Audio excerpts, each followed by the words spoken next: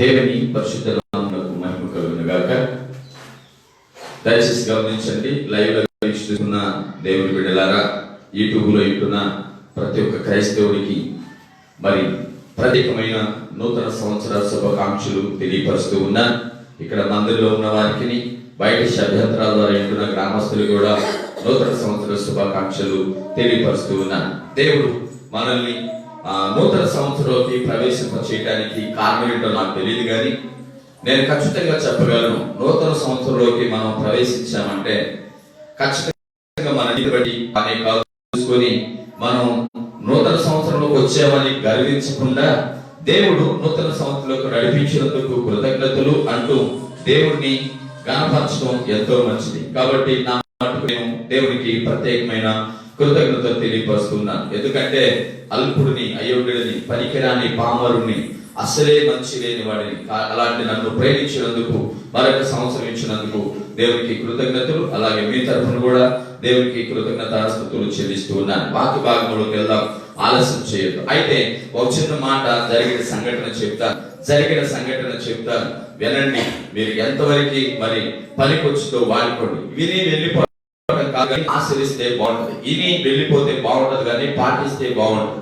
ఇని వెళ్ళిపోతే బాగోదు, కానీ ఖచ్చితంగా దేవుని పని చేస్తే బాగుంటది. మనం అనుకుంటా ఉన్నాం, మనం చాలా వరకు పని చేస్తున్నాం, ఏం చేయట్లేదని ఖచ్చితంగా నేనే అనుకుంటా. మిమ్మల్ని అనే అర్హత నాకు లేదు, కానీ నేనే అనుకుంటా. ఏ పని చేస్తున్నాం, ఈ పనికే నేను దేవుడి పని చేసేస్తున్నా అంటే కుదరదు అని నా అంతరాత్మ నన్ను గర్దిస్తా ఉంది. సమయం లేదు, సమయాన్ని పాటించలేను.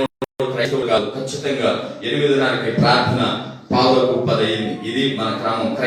క్రైస్తవ్యాన్ని చూసి ఇంకొకరు నేర్చుకోవాలి, కానీ ఇంకొకరు ఏలు పెట్టి ఎగతాళి చేయకూడదు. నాకే సిగ్గేసింది. అందుకు లైవ్ లో చెబుతున్నాను, ఖచ్చితంగా దాచుకొని 4 గోడల మధ్యలో చూడలేదు. క్రైస్తవ్యం అంటే అవునంటే అవునుగా, కాదంటే కాదుగా ఉండాలి. సమయాన్ని పాటించకపోతే ఖచ్చితంగా నేనైనా ఎవరైనా కూడా క్రైస్తవ్యంలోకి ఖచ్చితంగా రాదు అని చెప్పగలుగుతున్నాను. ఒక మాట చెప్పి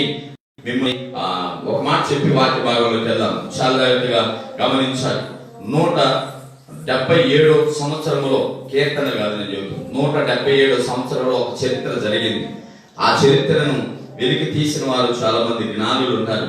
అది విని ఈ రోజున నిజంగా నేను మొన్న విన్నప్పుడు ఏడ్చాను, నిన్న విన్నప్పుడు ఏడ్చాను, ఇందాక కూడా ఇక్కడ కూర్చొని ఏడ్చాను. ఎందుకంటే ఈ బ్రతకలేని క్రైస్తవ వచ్చి అని అనిపించింది. నిజంగా క్రైస్తవులకి శ్రద్ధ లేదు, భయం లేదు, ఏమీ లేదు. కాబట్టి ఇంకా ఏదో ఆదివారం వెళ్తున్నాం వస్తున్నాం అన్నట్టు ఉన్నారు. కానీ ఈ చరిత్ర ఇంటే నిజంగా ఎంత భయం వేసిందో, నాకు ఎంత బాధ వేసిందో ఆలోచించేద్దాం. రాసుకోండి జాగ్రత్తగా.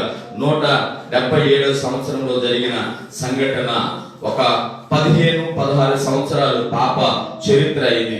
ఆ 15-16 సంవత్సరాల పాప ఈ రోజు నీకు నాకు మనకి సిగ్గు తెచ్చి పెడితే, ఆ పాపను చూసి సిగ్గు వస్తే మనం ఇప్పుడే మన హృదయాన్ని కదిలించుకుంటామేమోనని ఒక చిన్న ఆలోచన. అయితే 15-16 సంవత్సరాల పాప ఫ్రాన్స్ దేశానికి సంబంధించి లయిష్ అనే ఊర్లో ఆ మార్కిస్ అనే ఒక అధిపతి ఉన్నాడట. అతని ఆధ్వర్యంలో జరిగిన సంఘటన ఏంటంటే ఫ్రాన్స్ దేశంలో ఈ పాప అంటే లయిష్ అనే ఊర్లో, ఆ ఊర్లో ఒక అధిపతి ఉన్నాడు. అతని పేరు మార్కెస్. అయితే ఆయన క్రైస్తవుల మీద దాడి చేస్తా ఉండేవాడట. క్రైస్తవులు అంటే అసహ్యం, క్రైస్తవులు అంటే బాగా పాపం వచ్చి ఆ క్రైస్తవుల్ని 20 మందిని, 30 మందిని, 50 మందిని అలా చంపుతా ఉంటాడు. ఓ సందర్భం వచ్చినప్పుడు 20 మందిని తీసుకెళ్తా ఉంటే వాళ్ళలో బ్లాండీనా, ఆ పేరు రాసుకోండి, బ్లాండీనా అనే పాప 15-16 సంవత్సరాలు ఉండదంట. అయితే ఈ పాప ఒక ఆమె ఇంట్లో, ఒక విశ్వాస ఇంట్లో పనిచేస్తా ఉండదంట. ఆ సమయంలో ఈ పాపను కూడా 20 మందితో తీసుకెళ్తే, ఆ 20 మందితో తీసుకెళ్లిన తర్వాత తీసుకెళ్లేటప్పుడు అందరు చూసిన వాళ్ళు బ్లాండీనా చాలా చిన్నది, చాలా బక్క చిక్కిపోయింది, బ్లాండీనా అసలే ఊపిరి లేనిది, ఎంతసేపు ఉంటది, కొద్దిసేపు చచ్చిపోద్ది అని బ్లాండీనా గురించి ప్రతి వారు ఆలోచిస్తా ఉన్నారంట. అయితే ఆయన తీసుకెళ్లి ఆ బ్లాండీనాని చాలా చిత్రహింస పెట్టారంట. అందరూ చిత్రహింస పెట్టారు, అందరూ చచ్చిపోయారంట. బ్లాండీనా చచ్చిపోలేదు. అప్పటికే చాలా రోజు అయిపోయింది. బ్లాండీనా చచ్చిపోలేదు. ఎమ్మటే చచ్చిపోద్ది, ఈ క్షణమే చచ్చిపోద్ది అనుకున్న బ్లాండిన బ్రతికే ఉంది. అందరూ చనిపోయారు. చాలా చిత్రహింస చేశారంట. ఎందుకు చిత్రహింస చేశారంటే రెండు మాటల కోసం. ఏమనంటే ఒకటి, యేసు దేవుడు కాదు అని చెప్పు. రెండోది ఏంటంటే నువ్వు పనిచేసే యజమానురాలు మంచిది కాదు అని చెప్పానంటే ఆ రెండు మాటలు చెప్పలేదంట. చెప్పడం ఒకసారి అడిగి కొట్టించుకోవాలి క్రైస్తవులకి, రైట్. అయితే క్రీస్తు దేవుడు కాదని, ఆమె యజమానురాలు మంచిది కాదు అని చెప్పించుకోవడానికి చాలా చిత్రహింస చేస్తే ఆమె ఒప్పుకోలేదంట. ఒప్పుకోకపోతే 17 రోజుల తర్వాత ఒక ప్రకటన చేస్తున్నారంట. ఏమనంటే బ్లాండినాన్ని చాలా విచిత్రంగా చంపబోతున్నాను ఈ రోజున, అందరూ వచ్చి వీక్షించండి అని ప్రకటన చేశారంట. వీధుల్లో ప్రకటన చేస్తున్నారంట. బ్లాండినాన్ని తీసుకెళ్లి చంపుతున్నాం, చాలా విచిత్రంగా చంపబోతున్నాం, కాబట్టి మీరందరూ కూడా వీక్షించండి అని చెప్తే ఒక పెద్ద మైదానం, ఒక ground, play ground, football play ground లాంటిది, ఆ గ్రౌండ్ లో తీసుకెళ్లి ఇలా ఒక దిమ్ము ఉంటే ఆ దిమ్మె సెంటర్ లో ఉంటే ఆ దిమ్మికి బ్లాండినా కట్టేస్తే దాదాపు బ్లాండినా చుట్టూ 25,000 మంది ఉన్నారంట. 25,000 మంది అలాగే చూస్తా ఉంటే ఆ చూసేటప్పుడు బ్లాండినాని అలాగ కట్టేసిన తర్వాత బాగా ఆకలితో ఉన్న 20 సింహాలని బోన్లో నుంచి వదిలిపెట్టారంట. దయచేసి గమనించి, కట్టు కథ కాదు, మీకు చెప్తున్నా. మీరు ఎంతవరకు రిసీవ్ చేసుకుంటారో శబ్దాంతరాలు ఎవరు కావచ్చు, ఇక్కడ కూర్చున్న వాళ్ళ మీ భక్తి, మీ శ్రద్ధ ఎంతవరకు నిలబెట్టుకుంటారో ఆలోచన చేయాలి. బాగా ఆకలితో ఉన్న 20 సింహాలని అలా కట్టేసిన బ్లాండినా దగ్గరికి వెళ్తే చాలా ఫాస్ట్ గా వెళ్ళిపోయి బ్లాండినా దగ్గరికి వెళ్ళిపోయారంట. వెళ్ళిపోయిన తర్వాత జరిగిన సంఘటన ఏంటో తెలుసా? బ్లాండినా దగ్గరికి వెళ్ళి అలా ఆగిపోయినాయి అంట. 20 సింహాలు ఆగిపోయింది కదా, బాగుంది. బ్లాండినా దగ్గరికి వెళ్ళి బాగా ఆకలితో ఉన్న 20 సింహాలు అట్లా ఆగిపోతే అర్థం కాలేదంటే ఎవరికి, ఏంటిది అని చెప్పి ఉదయం నుంచి సాయంత్రం దాకా ఆ సింహాలు అలాగే వదిలితే ఉదయం నుంచి సాయంత్రం దాకా ఆ సింహాలు బ్లాండినాని ముట్టుకోవడానికి సాహసం చేయలేదంట. దానియేలు సింహపు బోనులో ఉన్నాడు, సింహాల గృహంలో ఉన్నాడు. దానియేలు చుట్టూ సింహాలు ఉండి ఆగిపోయిన చరిత్ర మనకు తెలిసిందే. అక్కడ ఎన్ని ఉన్నాయో ఆగినాయో లేదో ఎవరికి తెలియదు, కానీ అన్ని మనం చదువుకున్న దాన్ని బట్టి జరుగుతుంది. నిజమే కదా? అది చూడ, ఇది చరిత్ర. 177 సంవత్సరాలు జరిగిన చరిత్ర, ఫ్రాన్స్ లో జరిగిన చరిత్ర ఏంటంటే ఆ సింహాలు అలాగే ఉంటే ఉదయం నుంచి సాయంత్రం దాకా ఆకలితో ఉన్న సింహాలు కూడా అంటుకోవడానికి సాహసం చేయలేదంట. ఎందుకో తెలుసా? బ్లాండినా ఒప్పుకోండి రెండే. ఒకటి, ఖచ్చితంగా క్రీస్తు దేవుడని, దేవుడు కాదని ఒప్పుకోలేదు. తను చేస్తున్న పని విశ్వాసి కాదు, మంచిది కాదు అని ఒప్పుకోలేదు. ఒప్పుకుంది ఒకటే, క్రీస్తే దేవుడని, ఆమె మంచిదని ఒప్పుకుంది. కాబట్టి ఖచ్చితంగా దేవుని గుర్తు తెలియదు కాబట్టి అక్కడికి వెళ్ళి ఆగిపోయినట్ట. ఆగిపోయిన తర్వాత ఏం చేయాలో అర్థం కాని వాళ్ళందరికీ కూడా ఏం చేశారంటే ఒక ఇనప కుర్చీలు ఉంటాయి, ఇది వరకు ఎక్కువ ఇనప కుర్చీ, ఆ ఇనప కుర్చీని తీసుకొచ్చి ఆ ఇనప కుర్చీని అక్కడ పెట్టేసి బాగా ముప్పు పెట్టారంట. మంట పెడితే పై నుంచి కింద దాకా కుర్చీ అంతా కూడా ఎర్రగా కాలిపోయి అంతవరకు మంట పెట్టి బ్లాండినా తీసుకొచ్చి దాని మీద కూర్చోబెట్టారంట.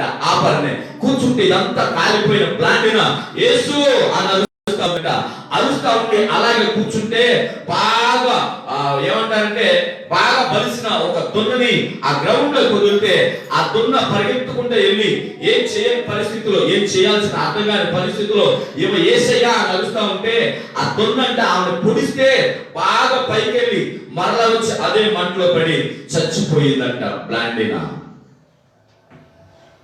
అయ్యో పాపం కదా. ఇందాకేమో సింహాలు ఆగిపోతే గట్టిగా చప్పట్లు కొట్టారు కొట్టమాలకు ముందే. నిజమే, ఇది నేను విన్నప్పుడు కూడా ఇదే డైలాగ్ రిపీట్ అయింది. నేను కూడా అనుకున్నా ఇదే జరిగింది. క్రైస్తవుడు చచ్చిపోతే మేలు, అప్పుడు కొట్టాలి చప్పట్లు.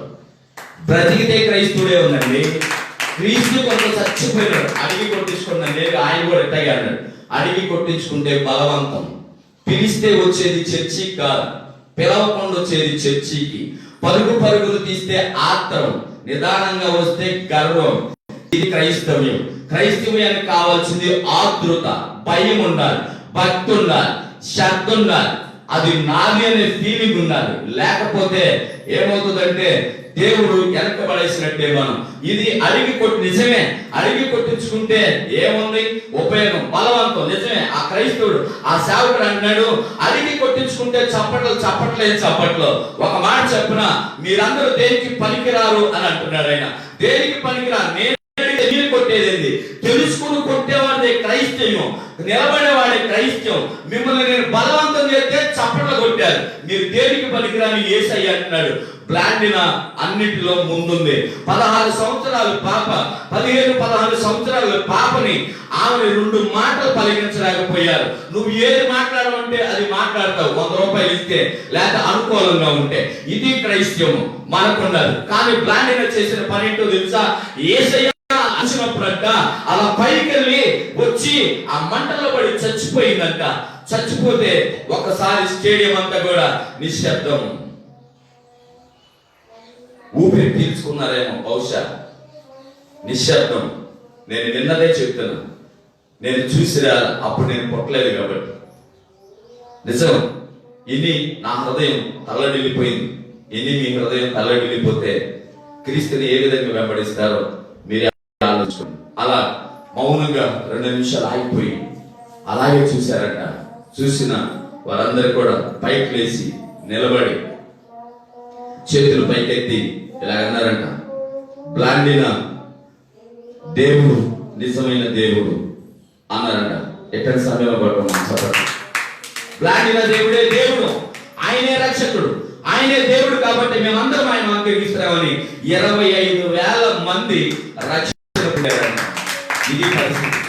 25,000 మంది. మనకు తెలిసింది పేతురు ఒక ప్రసంగం చేస్తే 3,000 మంది మారారని, పేతురు ఒక ప్రసంగం చేస్తే 5,000 మంది మారారని, నేను ఒక ప్రసంగం చేస్తే ఒక్కసారి 11 మంది మారారని చాలా గొప్పగా చెప్పుకుంటాం కదా.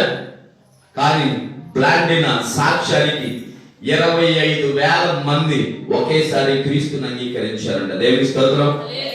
ఎక్కడుంది మన బ్రతుకు? ఎలా ఉంది బ్రతుకు? ఆయన అంటూ ఇలాగ అన్నాడు. నా ఉద్దేశం ఒకటి చెప్పనా? నా ఉద్దేశం ఒకటి చెప్పనా అంటే చెప్పండి. ఎలా ఉందంటే ఆ ఉద్దేశం ఇదిగో, బ్లాండినా చనిపోయింది.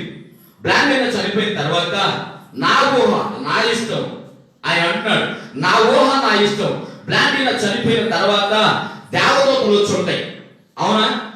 దేవుని భక్తులు చనిపోతేనంట దేవదూతలు వచ్చి పట్టుకెళ్తాయంట. అయితే బ్లాండినా చనిపోయిన తర్వాత దేవదూతలు వచ్చి దేవతలు తీసుకెళ్ళగానే ఆయన అంటున్న మాట ఏంటంటే నా ఊహ అంటున్నాడు ఆయన. నిజమే, ఈ ఊహ నాకు కూడా వచ్చింది. ఎంత బాగుంటుంది ఆ ఊహ. నీకు వస్తే నువ్వు ఖచ్చితంగా నీ లైఫ్ మార్చుకుంటావు, లేకపోతే ఇదే బ్రతుకు.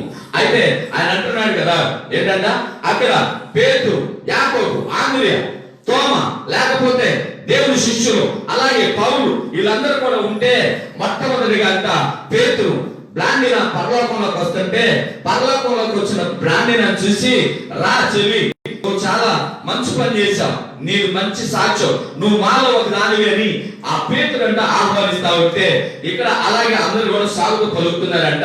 అయితే పామ లేచి బిగ్గరగా అన్నాడంట, ఇది ఊహ అని చెప్తున్నాను, నేను చూశాను అనేది కాదు. అలా ఊహ చాలా బాగుంది. ఇలాగా నీ ఊహ నీకైతే ఎలా ఉంటుందో ఊహించుకో, అంతే. నాకు ఊహించుకున్నా నేను. నీకు ఊహించుకుంటే నీ జీవితం మారు, నీ లైఫ్ మార్చుకుంటా. వాక్యం తరచుగా వింటాను, ఏం ఉపయోగం లేదు మనకి. సాక్ష్యాలు విన్నాం, ఏం ఉపయోగం. కాబట్టి ఈ సాక్ష్యం వల్ల మిమ్మల్ని కదిలిస్తే మీరు మారతారేమని నా చిన్న ఆలోచన, నా ఆవేదన, నా బాధ కూడా. కాబట్టి బ్లాండిన అలా వెళ్ళేటప్పుడు పేతురు చెయ్యేసుకొని, చెల్లి నువ్వు మాలో ఒక దానివి, కమాన్ అని ఆహ్వానిస్తే ఇలా అందరు కూడా చప్పట్లు కొడుతున్నారంట. పరలోకంలో యేసు ప్రభు శిష్యులు చప్పట్లు కొడుతూ అంటున్నారంట, కమాన్ కమాన్ అని అంటా ఉంటే అప్పుడు తోమ లేచి, తోమాకి తొందర ఎక్కువ కదా అని అంటున్నాడు. తోమాకి తొందర ఎక్కువ కాబట్టి లేచి, యేసయ్య ఇదిగో బ్లాండిన వచ్చింది, ఇదిగో నీకు తెలుసా అని చూపిస్తా ఉంటే యేసు ప్రభు స్మాల్ చిన్నగా నవ్వుకొని, నాకు తెలియకుండా బ్లాండిన ఇక్కడికి వచ్చిందా, నేనే వెల్కమ్ చెప్పాను బ్లాండిన. ఈ మాట అంత బాగుంటుంది. నువ్వు పరలోకంలోకి వెళ్ళినప్పుడు దేవదూతల్ని అక్కడ వదిలిపెడితే అక్కడ ఉన్న వాళ్ళందరూ తీసుకొచ్చి, అక్కడ ఉన్న వాళ్ళందరూ చెల్లి, తమ్ముడు, నువ్వు మాలో ఒకడెవరా, నీకు మంచి చరిత్ర ఉంది, నిలబడ్డావా, పనిచేసావా, దేవుని కొరకు ప్రాణం పెట్టావా అని అంటే ఎంత బాగుంటుంది. ఆలోచించి. బ్లాండిన వయసు 15-16 సంవత్సరాలు. మన వయసు ఎంత వచ్చినా మన సాక్ష్యం లేదు, ఏమీ లేదు. ఏమండి, పలానామండి ఈ టయానికి, పలానాయనండి ఆ టయానికి అనని ఎవరైనా చెప్పుకోగలిగితే మనకు వచ్చి ఇది ఒక సాక్ష్యం. ఆ సాక్ష్యం లేని మన క్రైస్తవులు నిజంగా నాకు చాలా సిగ్గేస్తుంది. భయం కూడా ఇస్తాను. ఏది ప్రభు, చాలా మంది నన్ను అంటారు, నువ్వు చేసే సేవ, నువ్వు తిరిగే తిరుగుడు చాలా గొప్పదని. నాకు సిగ్గేసి ఈ మాట విన్నప్పుడు. ఎందుకంటే నేను చేసే సేవ పెద్ద సేవ ఏం కాదు. నాకు తెలిసి 5 సంఘాలున్న 6 సంఘాలున్న నేనే సిగ్గుపడుతుంటే, కనీసం దేవుణ్ణి ఉదయాన్నే లేచి ఆరాధించలేదు నీకు సిగ్గురాదా? ఉదయాన్నే లేచి దేవుడిని కనపరచలేదు నీకు సిగ్గురాదా? దేవుని మందిరానికి పెద్దల కాడ వెళ్దామనే తపన దావీదుకు ఉందంట. మనకి లేదా? దావీదుకి ఉన్న పరిస్థితి ఏంటి? మనకున్న పరిస్థితి ఏంటి? ఎందు నిమిత్తం మనం ఇలా ఉంటున్నాం? ఎందుకు దేవుణ్ణి ఇంకా బాధిస్తున్నాం? నిజంగా అక్కడ 3 నిమిషాల సేపు వాళ్ళందరూ కూడా సన్నయ్య ఆగిపోయారంట. ఇక్కడ పరలోకంలో దేవతలతో పాటు ఆయన శిష్యులు కూడా ప్లాటినాన్ని స్వాగతిస్తున్నారంట. యేసు ప్రభు కూడా రామ అని ఆయన ఒళ్ళో కూర్చోబెట్టుకున్నారంట. మరి నీ పరిస్థితి ఏంటి? నా పరిస్థితి ఏంటి? నేను చాలాసేపు ఇచ్చాను ఈ వాక్యాన్ని, ఈ యొక్క చరిత్రని. నిజమే, నన్ను చూస్తే చాలా కఠినంగా కనపడతాను, కానీ నాది చాలా చిన్న పిల్లల మనసు లాంటిది. ఊరకనే తలడిపోతాను. ఏదైనా కూడా తట్టుకోలేని పరిస్థితి నాకు. కాబట్టి ఏ పరిస్థితుల్లో నువ్వు ఉన్నావో చూడు ఒకసారి. బ్లాక్లీనా మరి సింహాలు వస్తే ఆగిపోయినాయని ఎర్రటి కుర్చీ, బాగా కాల్చిన కుర్చీలు పడేస్తే అక్కడ నుంచి చనిపోయి పరలోకానికి వస్తే ఎలా ఉంది పరిస్థితి? ఒకసారి ఆలోచించు. ఈ నూతన సంవత్సరంలో ఈ నూతన యెరూషలేము ప్రార్థన మందిరంలో నూతనంగా మనకి ఇవ్వబడిన ఈ యొక్క పరిశుద్ధ పునరుద్ధరణ ఆరాధనకి విచ్చేసిన మీరు, లైవ్లో వింటున్న ప్రియ క్రైస్తవులారా, దేవుడి బిడ్డలారా, మీరు యూట్యూబ్లో వింటున్న వారైనా ఎవరైనా కావచ్చు, మనం ఎలాగున్నాం, ఏ పరిస్థితిలో ఉన్నాం, ఎప్పుడు ఏం చేస్తున్నాం, ఎప్పుడు ఏం చేయబోయి ఏం చేస్తున్నాము ఆలోచించి 2 మాటలు పలికించలేకపోయేట. క్రీస్తు దేవుడు కాదు అని చెప్తే ప్రాణాలతో బ్రతికుంటుంది, కానీ తను క్రీస్తు దేవుడని ఖచ్చితంగా ప్రకటించిన బ్లాండిన జీవితం. మనం ఎలా ఉంటున్నాం? మనకున్న పనులను బట్టి క్రీస్తు దేవుడులే అని చెప్పి, మనకున్న ఉద్యోగాలను బట్టి క్రీస్తు దేవుడులే అని, మనకున్న భారాన్ని బట్టి క్రీస్తు దేవుడులే అని ఖచ్చితంగా మనం పక్కనే పెట్టేస్తాం. యేసును పక్కన పెడతాం. అన్ని నూతనమే అనుకుంటున్నాం. నూతనమైనది ఏంటి? ఏమీ లేదు. నూతనమైన ప్రవర్తన లేదు, నూతనమైన ఉద్యోగం లేదు, నూతనమైన ఆలోచన లేదు, నూతనమైన తలంపులు లేదు, నూతనంగా జీవించే ఆలోచన అసలు లేనేది. ఏ రోజు చూసినా పాత రోత జీవితంలో వెనక్కి వెళ్తున్నాం, కానీ భయం లేని మన యొక్క జీవితాలు. కాబట్టి ఆలోచించండి. ఈ నూతన సంవత్సరంలో మీరందరూ కూడా మరి బ్లాండిన చరిత్ర విన్నా మీరు ఖచ్చితంగా అలా జీవించలేకపోయినా కనీసం 1% అన్నా మనం జీవించగలిగితే దేవుడికి ఎంత మహిమ, నీకెంత గొప్ప ఘనత. దేవుడు మిమ్మల్ని దీవించిన గాక. వాక్యంలోకి వెళ్దాం. ఒక మాట చెప్తాను మీకు, ఇంకా చెప్పలేను కూడా. ఒక మాట చెప్తాను, ఖచ్చితంగా టైంకి ఊహించేస్తాను. చూద్దాం రండి. అందరం కూడా నూతనమైంది. నూతన సంవత్సరానికి నూతన బట్టలు, నూతన సంవత్సరానికి నూతన నగలు, నూతన సంవత్సరానికి నూతన ఇళ్ళు, నూతన సంవత్సరానికి కొత్త పొలం, నూతన సంవత్సరానికి అన్ని అవి ఇవి అన్ని కొత్తవి అనుకుంటున్నాం. నూతనమైనవి. నిజమే, నూతన సంవత్సరంలోకి ప్రవేశించారు. నీకు ఒక మాట చెప్తాను, గమనించండి. అమ్మా మీ వయసు ఎంత?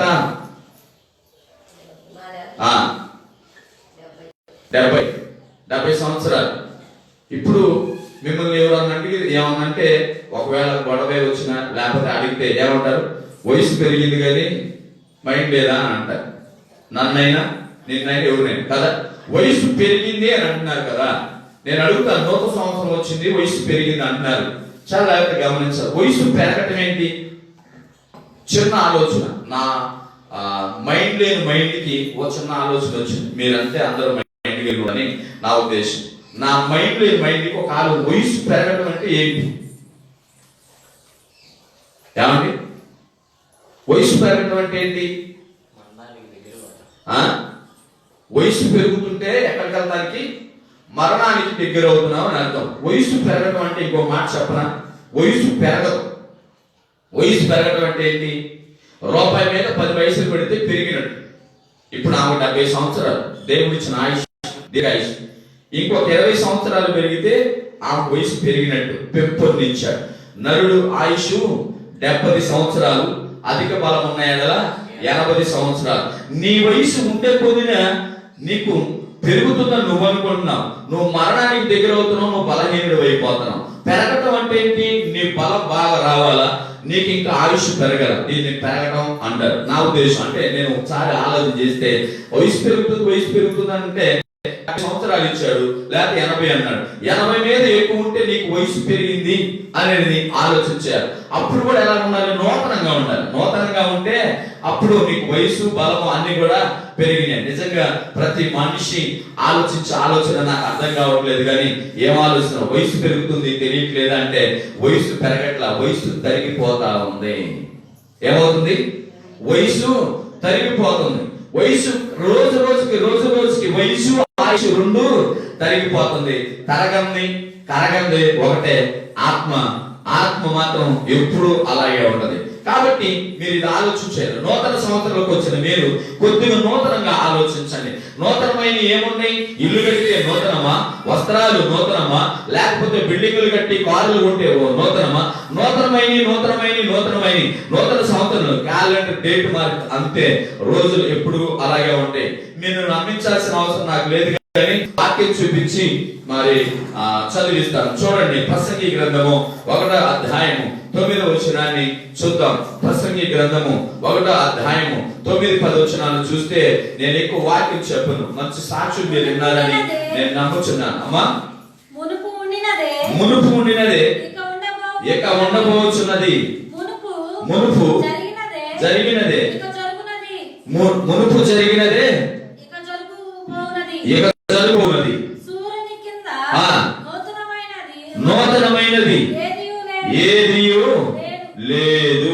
పరిశుద్ధమైన తండ్రి, కృప కలిగిన దేవుని కొందనాలు నాయన. నీ చిత్తంలో, నీ ఇష్టంలో నూతన యెరూషలేము ప్రార్థన మందిరంలో నాయన పాట ద్వారా చప్పట్ల ద్వారా మేము మహిమ పొందుకొని నాయన మంచి సాక్ష్యం ఒకటి వినిపించారు ప్రభువా. నా తండ్రి మాకు వినిపించారు, మా హృదయాలు కలిగించారని మేము ఖచ్చితంగా నమ్ముచూ ఉన్నాను. అలాగే ప్రభువా, భూమి మీద నూతనమైనది ఏదీ లేదని, ప్రభా నూతనమైనది ఏదైనా ఉంటే అది నీ చిత్త ప్రకారం జరగడమే కానీ నాయన మానవ చిత్త ప్రకారం కాదని మరి చెబుతూ ఉన్నారు. సూర్యుని కింద ప్రతిదీ కూడా ప్రభా అన్ని కూడా ఇదివరకు ఉన్నాయని అంట ప్రభా. కాబట్టి నైనా మేము నూతనం సంకలు కొట్టుకున్న మాతో మీరు మాట్లాడి కార్యం జరిగించమని, వచ్చిన బిడ్డలు దీవించండి, రాని వారిని నడిపించి బలపరచండి ప్రభా. ప్రతి వారితో మీరు మాట్లాడదాం. యేసు నామములో నడిచిన తండ్రి, ఆమేన్. చూద్దాం మరొకసారి ఆ మాటని. మునుపు ఉండినదే ఇక ఉండబోవును, మునుపు జరిగినదే ఇక జరగబోవున్నది, సూర్యుని క్రింద నూతనమైనది ఏదీ లేదని చెప్తున్నారు. చాలా జాగ్రత్తగా, సూర్యుని క్రింద నూతనమైనది ఏమీ లేదంట. కొత్తగా మందిరం కడితే కట్టొచ్చు, కొత్తగా బట్టలు ఉంటే కొనొచ్చు. నీకు కొత్త, దేవునికి కొత్త అనేది ఏమి లేదు. సూర్యుని క్రింద అంత కూడా పాతవే. అంటే మునుపు జరిగే నిన్నేం జరిగిందో ఈ రోజు అదే జరిగింది, ఈ రోజు ఏం జరిగిందో రేపు అదే జరిగింది. నూతనం అనేది నువ్వు పెట్టుకున్నది, నూతనం అనేది నీకు అనిపించింది. అంతేగాని ఇదివరకే జరిగినవి ఇప్పుడు జరుగుతా ఉన్నాయని ఆలోచన చేయమంటున్నాను.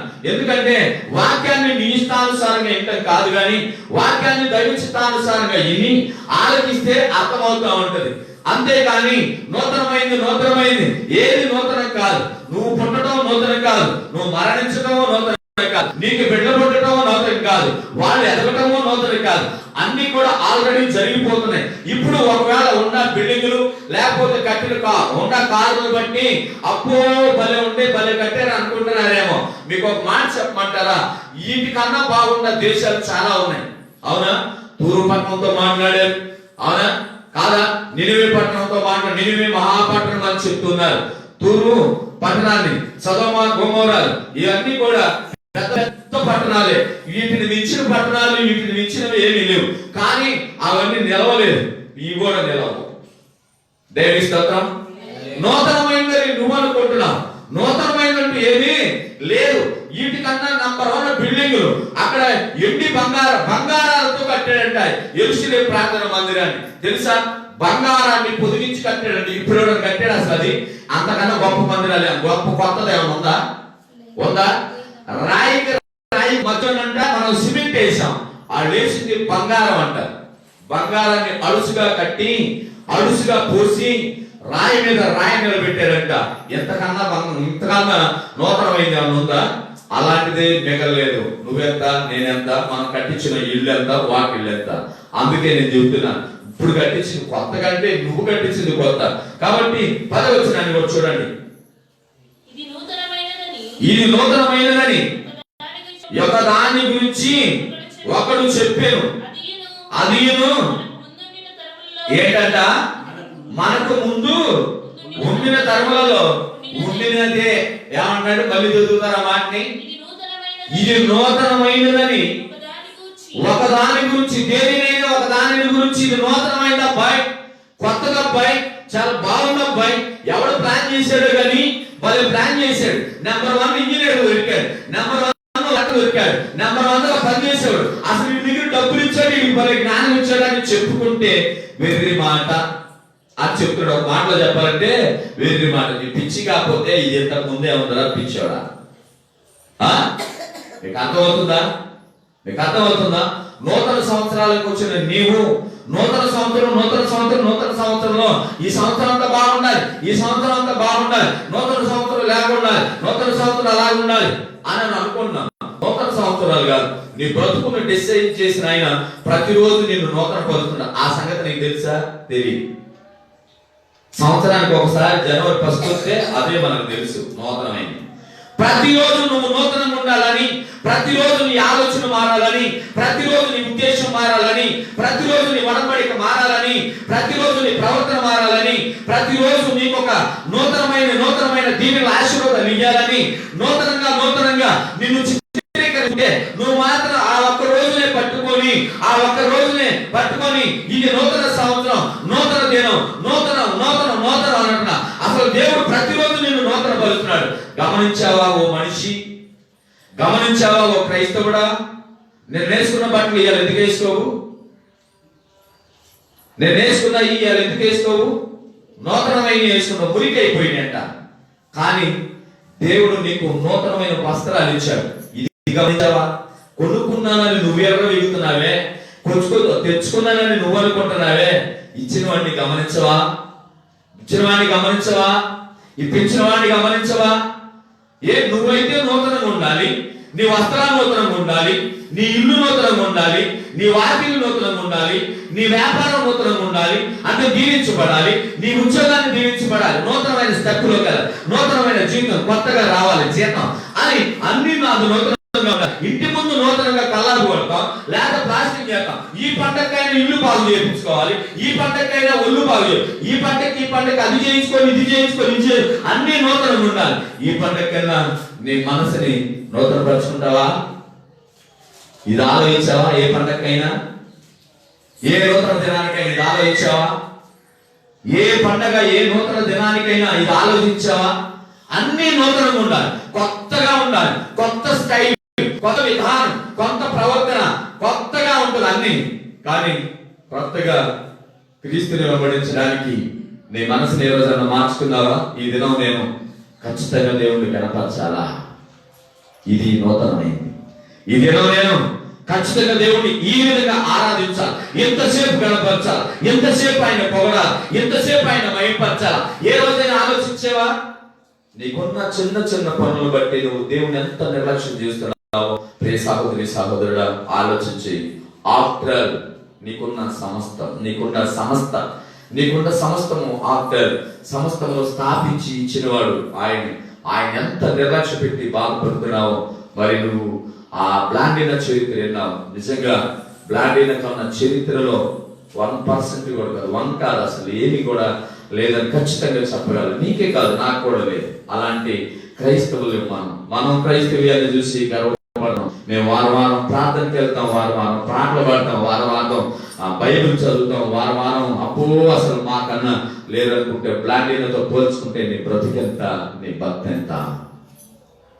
నిజంగా అమ్మాయి వయసు ఎంత, 15-16 సంవత్సరాల వయసులో చరిత్రను సృష్టించిన బ్లాండీనాకి ఎన్ని సంవత్సరాలు వచ్చినా మనసు మారని నీకు నాకు ఏమన్నా పోలికండి, మరి ఏమన్నా పోలికే? నిజంగా చెప్పాలంటే ఎంత బాధేసిందో. ఇది ఈ నూతన సంవత్సరం నీ వడబడిక ఎలా ఉంటే ఎంత బాగుంటుంది. అయ్యా బ్లాండీనా అంత చేయలేకపోయినా ఎంత కొంత నేను గణపరిస్తే నా జీవితం ధన్యం. నువ్వు ఇచ్చిన దానికి అయ్యా నేను సార్థకం చేసుకుంటున్నానే అర్థం. ఎక్కడన్నా చేసుకోవడానికి ప్రయత్నం చేస్తామా? చెయ్యం. ఎందుకని? టైం లేదు, మనకి టైం లేదు. నాకున్న పొజిషన్ బట్టి టైం లేదు, నాకున్న పనిని బట్టి టైం లేదు, నాకున్న విధానాన్ని బట్టి టైం లేదు, నా ఆలోచన బట్టి టైం లేదు. ఎందుకంటే ఎక్కువ లెగిసినా తెల్లారగట్ట 3ంటికి లెగిసినా నేను ఉద్యోగం పని మీదో, పొలం పని మీదో, వ్యాపారం పని మీదో, లేకపోతే నాకున్న ఆ చేతి పని, వృత్తుల పని మీద ఏదో ఒక పని మీద వెళ్ళాల్సిందే. కానీ నేను మాత్రం 6 గంటలకు లేచి 8:30కి మాత్రం దేవుడి సన్నిధికి రాలేనండి. ఎందుకని? నా పని. నేను నిజంగా చెప్తున్నాను, నేను పడుకున్న టైం ఏదో నాకే తెలియదు, నేను తిరిగే ప్రాంతం ఏదో నాకే తెలియదు. ఎంత చేసినా నా భయం ఏదో తెలుసా? అయ్యా బ్లాండీనా అలా కాదు. ఆమెలో 1% సంపాదించుకుంటే నువ్వు ఇచ్చిన ఈ జన్మ నాకు ధన్యమే అని ఆశతో నిజంగా అట్లాంటి సాక్షుల పేరు విన్నప్పుడు, అవి చదివినప్పుడు నాకు వచ్చే ఉద్రేకం అంటే చాలా భయంకరమైనది. ఎలా చచ్చిపోతే బాగుండు, ఎలా చచ్చిపోవాలి, ఎలా బ్లాండీనా లాగా చచ్చిపోతే ఆ మరణం ఎంత మంచిదో తెలుసా? బ్లాండీనా లాగా క్రీస్తును ప్రకటిస్తే ఆ ప్రకటన ఎంత గొప్పదో తెలుసా? తెలియదు. ఆ మరణం నాకు వస్తే నిజంగా బాగుండు అనుకుంటా ఎప్పుడు కూడా. అందుకే నేను ఎక్కడ వాక్యం చెప్పినా ముఖస్తుతి చేసి చెప్పను. ఎందుకు చెప్పనో తెలుసా?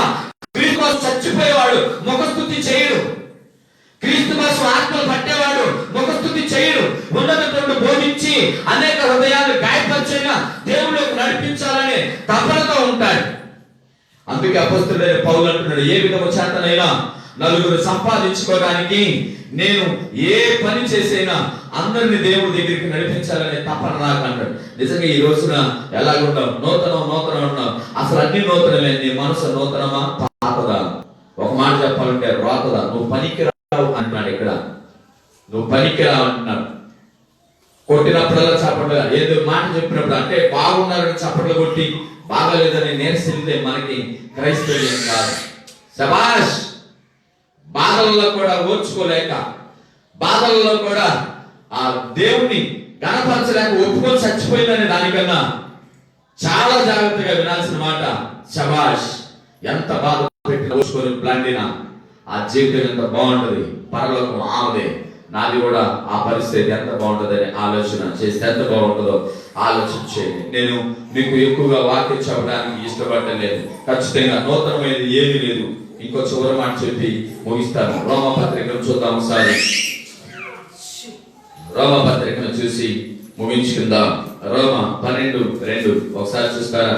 నేను చాలా వాక్యం చెప్పాలని ఆశపడ్డాను మీకు, కానీ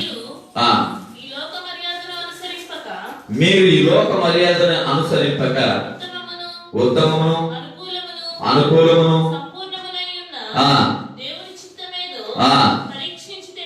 పరీక్షించి తెలుసుకొనినట్లు మీ మనసు మారి నూతన మగుట వలన రూపాంతరము ఏం చేయాలంట?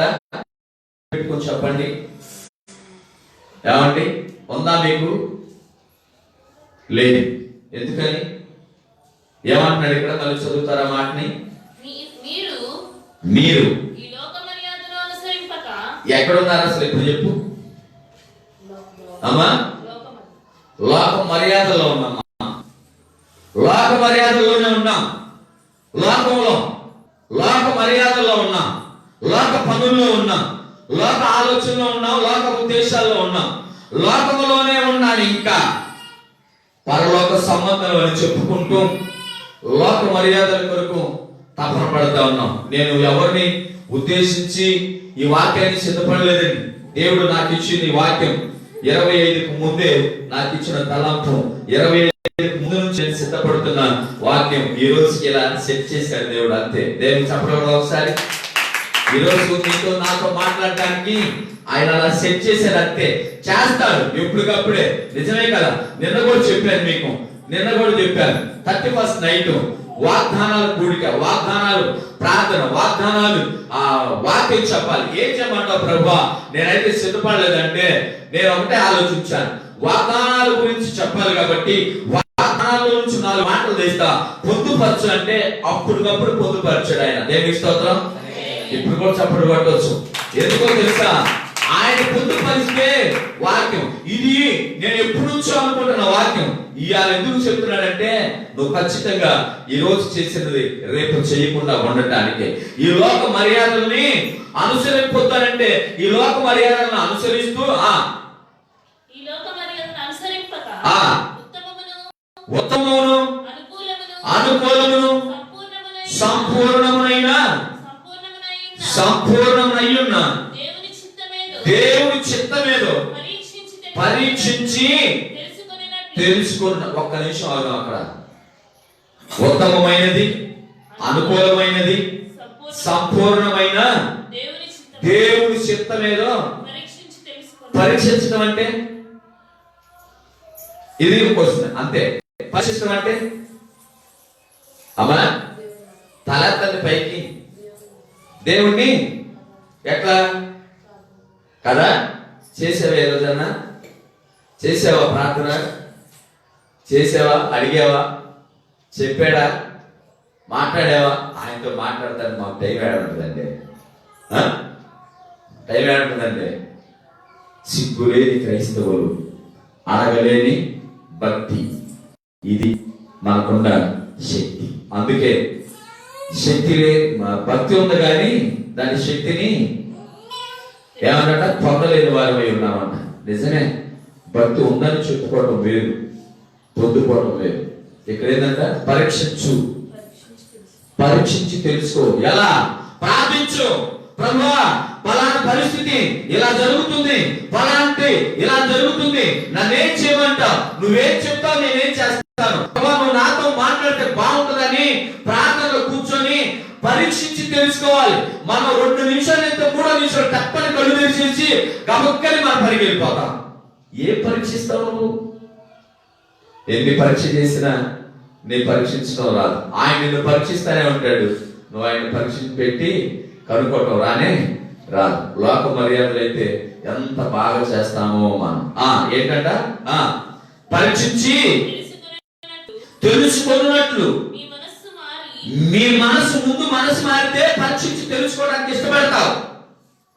మీ మనసు మారితే ముందు తెలుసుకోవడానికి ఇష్టపడతావు. మనసే మారకపోతే ఇంకేం తెలుసుకుంటావు? నీ పాత తర్వాత మైండ్తో, నీ పాత తర్వాత ఆలోచనతో, నీ పాత తర్వాత హృదయంతో, నీ పాత తర్వాత జీవితంతో ఇంకా ఆయన గాయపరుస్తూనే ఉంటే ఇంకా మనసు మారితేనే కదా ముందు ఆయన తెలుసుకునేది. మనసే మారకపోతే ఇంకేం తెలుసుకుంటున్నాం? నీ మనసు నూతన మగుట వలన రూపాంతరం పొందుడు అంటే అమ్మా మారాలి. ఇది కూడా అంతే. రూపాంతరం అంటే ఏంటి? నువ్వు బజార్ని వెళ్తా ఉంటే ఈ అమ్మాయి క్రీస్తు బిడ్డ, ఈ అబ్బాయి దేవుని బిడ్డ, ఈ అబ్బాయి ఖచ్చితంగా దేవుని బిడ్డ అని నిన్ను చూసిన ప్రతి వారు కూడా తెలియకుండా వందనాలు చెప్పాలి. ఇది రూపాంతరం చెందడం అంటారు. చెప్పబడతారు ఒకసారి. దీన్ని రూపాంతరం చెందడం అంటారు. నిజంగా గతించిన సంవత్సరాల్లో ఒక సంఘటన మళ్ళా మీకు గుర్తు చేస్తాను. ఆల్రెడీ చెప్పాను. తెనాల్లో టిఫిన్ చేస్తున్నాం. తెనాలు ఎందుకు వెళ్ళాము? నేను నాతో పాటు ఇంకో పాస్టర్ గారు, మమ్మల్ని కలవడానికి ఒక పాస్టర్ గారు వస్తా ఉన్నాడు. ఇక్కడ టిఫిన్ చేద్దాం అనుకుంటా వెళ్తున్నాం. ఒకసారి టిఫిన్ చేయమని రాకుండా పాస్టర్ గారిని ఆయన బోర్డు చూశాడంట. బోర్డు చూసి అమ్మో ఇక్కడ ఇంత రేట్ ఉంది, 2 రూపాయలు ఎక్కువ ఉంది అని చెప్పేసి ఇక్కడ ఏం ఇంకో చోట చేస్తానంటారు. డబ్బులు కట్టేది నేను, ఊరకు తెలియదు ఆయన రేటును లెక్క వేసుకుంటున్నాడు. సరేనని చెప్పేసి అక్కడ నుంచి తీసుకెళ్ళిన తర్వాత ఇంకో చోటకి వెళ్ళిన తర్వాత హెల్త్ హాస్పిటల్కి ఎదురుగా అక్కడ గీత కెఫ్ ఏదో ఉంటది కదా, అక్కడికి వచ్చిన తర్వాత టిఫిన్ చేయంటే సరేనని చెప్పి చేస్తానంటే అతను చేస్తాం నా వైపు చూడాలి. అతను చేస్తానంటే సరేనని చెప్పేసి ఆర్డర్ చెప్తే అతను ఆర్డర్ చెప్పిన తర్వాత బిల్లు చదువుతున్నాడు. అక్కడ కన్నా ఇక్కడ ఇంకా 2 రూపాయలు ఎక్కువ ఉన్నాయి. డబ్బులు కట్టేది నేను, ఆయనకి ఏ పని. సరేనని చెప్పేసి టిఫిన్ చేశాము. చెయ్యలా కడుక్కుంటుంటే 2 స్త్రీలు లోపలికి వచ్చారు. 2 స్త్రీలు లోపలికి వస్తే మీరు నమ్ముతారు నమ్మరు, నేను స్త్రీని పెద్దగా గౌరవించను, నాకున్న అలవాటు అది. ఎందుకు గౌరవించను అంటే అది వేరే విషయం. అసలు ఏంటంటే వాళ్ళకి మనం ఇచ్చే గౌరవం వాళ్ళే చెప్పలాలు పడతారు అని అంటే హోటల్కి వచ్చిన వాళ్ళు గౌరవించాల్సిన అవసరం ఏముంది, అది నేను మాట్లాడాను. హోటల్కి వచ్చిన వాళ్ళు గౌరవించాల్సిన అవసరం లేదుగా. వాళ్ళు వెళ్తారు, డబ్బులు కడతారు, డబ్బులు పెట్టి తింటారు, వెళ్ళిపోతారు, మహా వేయట్లేదు కదా. కానీ అలా అనుకుంటే 2 వచ్చారు, వాళ్ళిద్దరు తల్లి కూతురు అంటారు. ఎదురుకు వచ్చి నుంచుంటే ఆటోమేటిక్ గా నా అంతటా నేనే లేచాను. గట్టికి చప్పట్లు కొట్టచ్చు. నా అంతటా నేనే లేచాను. ఆ చెల్లి అంత ఆత్మీయంగా ఉంది. నా అంతటా నేను లేచి కూర్చో సహోదరి అని మాట్లాడుతున్నాను. అసలు నా పక్కన ఉన్న వాళ్ళకి అర్థం కాదు. నేను మామూలుగానే అసలు చెప్తున్నాను కదా, అంతగా లేవాల్సిన అవసరం లేదు, అంతగా గౌరవించాల్సిన ఆ లెవెల్ నాకు తెలియదు. నేను ఆటోమేటిక్ లేచి ఆమె కూర్చో సహోదరి అని అంటే ఆమె పర్లేదన్నా అంటుంది. కాదు కూర్చోమ్మా, కూర్చోబెట్టి ఏం తింటావని అడిగి నా డబ్బులతో నేను వాళ్ళకి టిఫిన్ తీసుకొచ్చి పెట్టాను. 2 రూపాయలు ఎక్కువ అవుతుంది అని టిఫిన్ చేయడం అనుకున్న వ్యక్తి ఇక్కడ తీసుకొస్తే దేవుడు 135 రూపాయలు బిల్లు కట్టే నేను వాళ్ళకి. నిజంగా చెబుతాను, ఎందుకో తెలుసా? రూపాంతరం చెందితే నీ రూపంలో క్రీస్తు కనపడాలి. రూపాంతరం చెందితే నీ ప్రవర్తనలో క్రీస్తు కనపడాలి. రూపాంతరం చెందితే నీ ఆలోచనలో క్రీస్తు కనపడాలి. రూపాంతరం చెందితే నిన్ను చూసిన వాడు చేతులు ఎత్తి మొక్కాలి. రూపాంతరం చెందితే నీ మనసు మారితే నిన్ను చూసిన వారు వా ఇతడే దేవుడు బిడ్డ అని అనాలి. నువ్వు మాట్లాడితే నీ వాక్యం పడవబడినట్టుగా ఉంటే ఇతడు రూపాంతరం చెందినవాడు. నువ్వు మాట్లాడేటప్పుడు నీ మాటలు దమ్మప్ప మాటలు కాకుండా, సోది మాటలు సొల్లు మాటలు కాకుండా దేవుడి మాటలు మాట్లాడితే 2 నిమిషాలు విన్న వారికి అర్థం అవ్వాలి. ఏమన్నా తెలుసా? వీడు క్రీస్తు పెట్టారు. ఇది రూపాంతరం చెందడం అంటే. మనం అనుకుంటా ఉంటాం ప్రార్థనకు పోతే రూపాంతరం చెందేవారని. పొరపాటు మాట. ఏది నీలో ఆ ప్రవర్తన, ఏది నాలో ఆ ప్రవర్తన, ఏది మనలో ఈ ఆలోచన. నిజం రూపాంతరం చెందడం అంటే అది. అయితే ఆ దేవుడు తెలుసా ఎక్కడో భద్రాచలం అంట. జనాలు మేము ఎందుకు వచ్చామో మాకు తెలియదన్నా అంటున్నారని. ఎందుకు వచ్చారంటే దేవుడు నాతో మాట్లాడించాడు, దేవుడు నన్ను వాళ్ళకి పరిచయం చేశాడు, వాళ్ళని నాకు పరిచయం చేశాడు. ఎందుకు వచ్చా తెలియదన్నా, జనాలు టిఫిన్ చేయడానికి వచ్చాం, దేవుడు నిమ్మకడానికి అని అన్నారు. దేవుని స్తోత్రం. తర్వాత అలా భర్త కూడా వచ్చాడు, పాస్టర్ గారు అంట. ఆయన నాకు అసలు తెలియదు ఎవరు. ఆమె చూసి లెగవలసిన అవసరం నాకేంటంటే ఆమె రూపాంతరం చెందింది. ఆమె కట్టు, ఆమె నడక, ఆమె మాట, ఆమె విధానం, ఆ ముఖ రూపం అలా ఉంది. ఇది రూపాంతరం చెందడం అంటే. దేవుని స్తోత్రం. వాళ్ళది గుడివేడే కానీ భద్రాచలం అంటే వాళ్ళది. తల్లిగారింటికి వచ్చారు. తల్లిగారింటికి వచ్చిన వారు తెలియదన్నాడు, ఖచ్చితంగా చెబుతున్నారు. ఎంత హ్యాపీగా ఫీల్ అయ్యారో, నేను ఎంత సంతోషంగా ఉన్నాను. నేను నాతో పాటు ఉన్న పాస్టర్ గారికి ఇంకో పాస్టర్ గారికి పరిచయం చేశా. ఏమే చేశాను. నేను చేసిందే కాక చాలా జాగ్రత్తగా గమనించాను. ఇది రూపాంతరం. మనసు మారితే రూపాంతరం చెందుతాం. మనసు మారకపోతే ఏ రూపాంతరం చెందుతాం? అంతేనే కాదు, మనసు మారితే, మనసు నూతనం అయితే రూపాంతరం చెందుతాం. లేకపోతే ఏం చేయగలండి? ఇది నేను ఎవరికైనా స్త్రీలకు ఇచ్చే సజెషన్ ఏంటంటే, నువ్వు ఇది చక్కగా నీ ఆలోచన, నీ నడక, నీ ప్రవర్తన, నీ మాట, విధానం నిన్ను చూస్తే అవకాశంలో ఆటోమేటిక్ చేతులు ఇలా పెట్టాల్సిందే. ఇట్లా పెడితేనే ఖచ్చితంగా నువ్వు క్రైస్తవురాలు అని తెలిసిపోతా ఉంటది. ఆమె చూడంగానే క్రైస్తవురాలని. నిజంగా ఎవరిని గౌరవించను. నేను దన్మని లేచి కూర్చొని నా సొంతగా నేను వెళ్ళి టిఫిన్ తీసుకొచ్చి వాళ్ళ దగ్గర పెట్టాను. నేను ఎవరికి వాళ్ళకి ఈటనే తప్ప మామూలుగా అంత సేవ చేయాల్సిన అవసరం లేదు. కానీ నేనే వెళ్ళి నీకేం కావాలని అడిగి ఆర్డర్ తీసుకొని వెళ్ళి డబ్బులు కట్టి మళ్ళీ వాళ్ళు టిఫిన్ వేసి నాకు నిలబడి అది తీసుకొచ్చారు. ఈ పాస్టర్లకి అర్థం కావట్లేదు, ఈయన ప్రభాకర్ గారేనా అని. నిజమే, ఎందుకు అర్థం కావట్లేదు తెలుసా? ఆత్మీయంగా ఉన్న వాళ్ళని గౌరవించడం నా లక్షణం, నాకు దేవుడిచ్చిన మనస్సు. ఆత్మీయంగా ఉన్న వాళ్ళని గౌరవించమని దేవుడు నాలో పెట్టిన ఆ యొక్క ఆత్మీయ పేరేట ఈరోజు మనం ఎలాగున్నామో ఆలోచన చేయమని ప్రభు పేరిట మనం చేస్తున్నాం. చదువుకున్నాక అయిపోయిందిగా. చివరి మాట ఏప్రిల్కి రాసిన పత్రిక 10వ అధ్యాయము 19వ వచనాన్ని చూద్దాం. ఇప్పటికి 5 నిమిషాలు ఆలస్యమైనట్టుంది, లేదు ఇంకా 3 నిమిషాల టైం. చూడండి, ఏప్రిల్కి రాసిన పత్రిక 10వ అధ్యాయము 19వ వచనం. ఎంతసేపు ఎదుగుతారమ్మా? మన కొరకు ప్రతిష్ఠించిన మార్గమున అనగా నూతనమైనది ఏంటంట? నూతనమైనది జీవము గలది ఆయన శరీరము ద్వారా ఏర్పరచబడి ఉన్నదైన మార్గమున ఆయన ప్రవేశించుటకు మనకు ధైర్యము కలిగి ఉన్నది. ఎన్ని వచనాలు చదువుతారు? చదువుతారమ్మా? నేనేమడిగాను? 20 కలిసి ఉందా? సరే. సహోదరులారా, యేసు మన కొరకు ప్రతిష్ఠించిన మార్గము ఏంటది? అది నూతన మనస్సు. దేవుని స్తోత్రం. ఏంటంట? నూతనమైన కట్టడాలు, సంవత్సరాలు, రోజులు కాదు. ఆయన ఏం చేశాడంట? సహోదరులారా, యేసు మన కొరకు ప్రతిష్ఠించిన మార్గము అనగా నూతనమైనది అని అంటున్నాడు. జీవము గలది. నూతనమైనది ఏదైనా ఉంటే అది మనసు. జీవము కలిగింది ఏంటంటే దేవుని మార్గము. ఆలోచించే. ఇప్పుడు ఇన్ని వాక్యాలు విన్నావు నీవు వాటిని తిరిగి వెళ్తే ఎందుకు పనికిరాని వాళ్ళు మనం మార్గాన్ని మార్చుకుంటావా? మనసును మార్చుకుంటావా? ఉద్దేశాలను మార్చుకుంటావా? నీ స్థానాలను మార్చుకుంటావా? నీ అలవాట్లను మార్చుకుంటావా?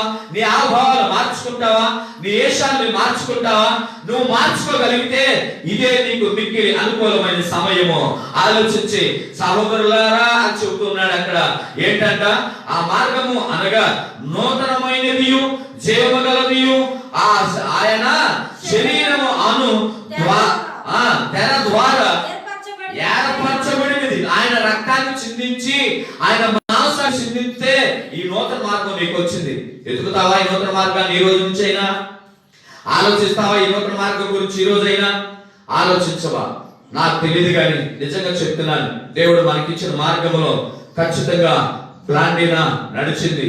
మనం నడిచామా, నడుస్తామా, నడవబోతున్నామా? ఆలోచించి వాక్యము ఇక ఇద్దరితో ముగించుకుందాం. కాబట్టి ఆలోచించి ఎలాగున్నాం మనం, ఏం చేస్తున్నాం మనం, ఏ స్థితిలో ఉన్నాం మనం. నిజంగా నూతనమైన ఏమీ లేదు. నూతనం చేయబడింది ఒకటే, నీ మనసు. దాన్ని నిన్న మొన్న ఉన్న పాత రోత ఆ మనసును తీసేస్తే ఇప్పుడు నూతనమైంది. ఇదే నూతనమైంది. ఇంకెంతకన్నా నూతనమైంది ఏమీ లేదు. ఎస్కేల్ గ్రంథంలో రాయబడి ఉంది, యెషయా గ్రంథంలో రాయబడి. నేను చదివించను అవి దేవుడి చిత్తం అయితే సాయంత్రం పిడపల్లో చెప్తాను, ఎందుకంటే వాక్యం ఇప్పటికే ఎక్కువైంది. కాబట్టి ఆలోచించే రాయబడి ఉంది. ఏమన్నా తెలుసా?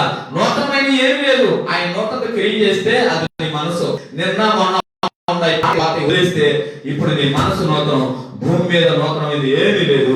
ఆ నూతనమైంది ఏంటంటే మనుషులో ఉన్నది, అది మనసు. దాన్ని మార్చుకుంటే నూతన మార్గమై ఉన్న క్రీస్తులోకి మనం నడుస్తాం. జీవము కలిగిన దేవుళ్ళకి వెళ్తే జీవ కిరీటం మనకి పొందుకొని ఉంటాం. కాబట్టి ఈ మాటలు ఆలోచించి ఈ మార్గంలో నడవాలని ప్రభు పేరిట మనం చేస్తూ వాక్యాన్ని ఊహించుకుందాం. కళ్ళు మూసుకోండి, ప్రార్థన చేసుకుందాం. కళ్ళు మూసుకోండి, ప్రార్థన చేద్దాం. అత్యున్నతపై ఆశీర్వదమైన దేవా, ఆది అంతములై ఉన్న దేవా, నీ కొందనాలు ప్రభా. నీ చిత్తములో నీ ఇష్టంలో నాయనా నన్ను మమ్మల్ని జ్ఞాపకం చేసుకొని నాయనా ఈ నూతన సంవత్సరంలో నాయనా ఇదిగో నా తండ్రి నూతనమైన ఆదివారాన్ని మాకు ఇచ్చారు ప్రభా. నూతనమని ప్రభా ఇదిగో నా తండ్రి ఎర్రివారమై, పిచ్చివారమై, అందులమై, చెవిటివారమై, గుడ్డివారమై, గుడ్డివారమై నాయన సంకలు కొట్టుకునే మాతో మీరు మాట్లాడారు. నాయన నూతనమైంది ఏమీ లేదని, ఒకవేళ ఉంటే అది నీ మార్గమేనని. అయ్యా నూతనమైంది ఏమీ లేదని, అంటే అది నాలో మాలో ఉన్న మనసేనని దాని ఒకదాన్ని సరి చేసుకోగలిగితే భూమి మీద అన్ని నూతనంగా కనపడతాయి ప్రభా. అన్ని అంతేకాదు ప్రభా, నూతనమైన లోకములోకి మేము వస్తాం. నాయన ఎంతకన్నా కావాల్సింది ఏముంది, నాయన ఎంతకన్నా కావాల్సింది ఏముంది. మమ్మల్ని మేము ప్రభా ఎప్పటికప్పుడే నాయన తండ్రి మా ఆవభావాలని మా అలవాటుని నూతన పరుచుకుంటున్నాం, కొత్తగా చేసుకుంటున్నాం. వస్త్రాలు నూతన, ఇల్లు నూతన పరుచుకుంటున్నాం అయ్యా, వాక్యులను నూతన పరుచుకుంటున్నాం నాయన. చేలను ఉద్యోగాలను లేకపోతే ఇంకా ఏదేదో ఈ లోక మర్యాదలలో ప్రభా మేము పడి ప్రభా నూతనమైంది ఇదే అనుకుంటున్నాం. కానీ నూతనమైంది భూమి మీద ఏమీ లేదు నాయన. సమస్తమును ప్రభా నిన్నుండనే ప్రభా ఈ రోజు ఉండనే రేపు ఖచ్చితంగా సెలవు ఇచ్చారు. కాబట్టి నైనా ఒక నూతనమైంది ఏదైనా ఉంది అంటే అది మనిషిలో ఉన్న మనసు, ఆ మనిషి ప్రవర్తన మారితే అదే నూతనం. కాబట్టి నాయన ఆ నూతనమైనవి ఈ రోజు మేము తెలుసుకున్నాం. ఇక నుంచి మేము నూతనంగా జీవించడానికి ప్రయత్నం చేస్తాం. అది నీ చేతులకి ప్రభా మమ్మల్ని మేము అప్పచెప్పుకుంటాం. ఎస్పెషల్లీ నా మటుకు నేను ప్రభా ఖచ్చితంగా నేను నీకు అప్పచెప్పుకుంటాను. నన్ను మార్చి రూపాంతరంలో తీసుకొచ్చి నాయన నిన్ను వలె పోలి నడవడానికి సహాయం చేయి. ఇక్కడ ఉన్న వారిని కూడా ప్రభు నిన్ను వలె పోలి నడవడానికి సహాయం చేయడు. రూపాంతరం పొందుకున్నాం మేము నాయన. అదిగో నా తండ్రి, నీ మాటలు తప్ప, నీ మార్గములు తప్ప మరొక మార్గము కానీ మాటలు కానీ నాయన జీవపు డంబములు కానీ ప్రభా మేము ప్రకటించడానికి వీల్లేదు, మాట్లాడడానికి వీలు లేకుండా ప్రతి వారిని కూడా కదిలించి నడిపించి తండ్రి లైవ్ లో ఎంతో మంది బిడ్డలు వీక్షిస్తూ ఆనందిస్తున్నారు, సంతోషిస్తున్నారు నాయనా. అయ్యా ఎంతో మంది బిడ్డలు నాయనా అయ్యా అదిగోన తండ్రి వాక్యాల ద్వారా పట్టబడుతున్నారు, బలపరచబడుతున్నారు. ఎంతో మంది బిడ్డలు నాయనా వాక్యం ద్వారా తన బ్రతుకులను మార్చుకుంటున్నారు ప్రభా. అయ్యా ఇది నీకు తెలిసినదే ప్రభా. అయ్యా ఈ విధంగా మాకు లైవ్ లో పెట్టే అవకాశాన్ని మాకు ఇచ్చినందుకు వందనాలు నాయనా. అదిగోన తండ్రి యూట్యూబ్ లో పెట్టడానికి, యూట్యూబ్ లో వినడానికి నాయన అనేక మందికి ప్రభు మీరు ఇచ్చిన అవకాశాన్ని బట్టి స్తోత్రాలు చెల్లిస్తూ నాయన ఇంకా ప్రభు తండ్రి అనేక ప్రాంతాల్లో అనేక దేశాల్లో నీ వర్తమానాన్ని వివరించడానికి నాకు కూడా ప్రభు నూతనమైన మనస్సు, ఉద్యమం ఉరడని నాయన తలంపులు దయచేయమని నూతనంగా మాతో మీరు మాట్లాడి కార్యం జరిగించండి నాయన. అది కూడా తండ్రి మీరు మాట్లాడుచున్న మాటలు ధ్యానం చేయడం అందరికి తెలివి జ్ఞానమును దయచేయి. ఈ మాటలు హృదయం అనే పలక మీద రాసుకొని దాచుకొని చక్కగా తిరిగి వెళ్ళి